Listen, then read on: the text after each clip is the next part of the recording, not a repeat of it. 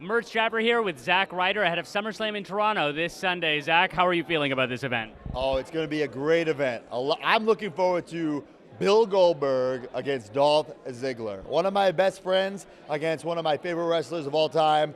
I hope Ziggler wins, but I feel like there's a spear and jackhammer in his future. I thought you were best friends with Goldberg.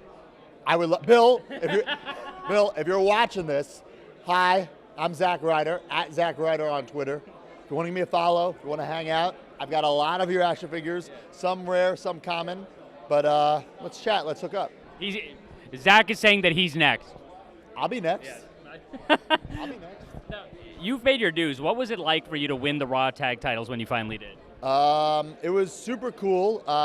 Hawkins and I, we took like a 10-year break from being a team. I never really thought we'd ever team again. We'd won the tag team titles before. I was kind of over it. That was it. Like, I'm done with you, you know? But the stars aligned. He had this huge losing streak. I was doing nothing. So it was kind of fate just to re-partner up and to win the titles at WrestleMania in our hometown. Family's there, front row. My fiance was there. It was great. And to win the titles, you can't write a better story than that.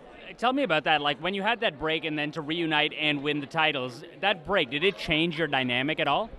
No, because I think when we were first a team, we broke in at the same time into this business. We started in 2003 together, and we hated each other because neither one of us got into the business to be tag team wrestlers. You want to be the WWE champion, right?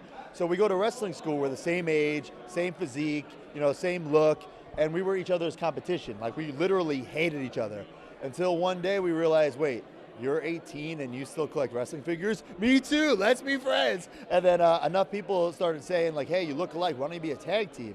And between us looking alike and enough people annoying us about that and the wrestling figures, we finally like, all right, let's do it. There's probably more opportunity as a team. That there's so many single guys. Let's try as a team. And then within like 3 years, we got to WWE. So I'm glad we did. I'm glad we chose that path.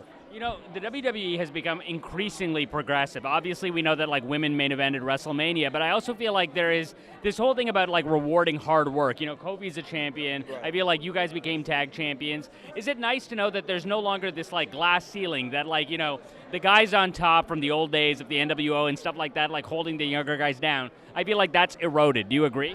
I feel like now nobody can make excuses because anybody could make their own opportunity. With the power of social media, anyone can become a star. I started a YouTube show in 2011. I wasn't the first person to use social media, not the first person to have like a web show, but I think I was the first person to take that concept and prove to WWE, hey, I have a fan base over here. Like acknowledge that, and they did. I forced WWE to acknowledge that, and anybody has that power now. Amazing. And what match? You said you were looking forward to Dolph versus Goldberg. Yeah. Anything else? Dolph versus Goldberg for sure, and Kofi, against Randy Orton.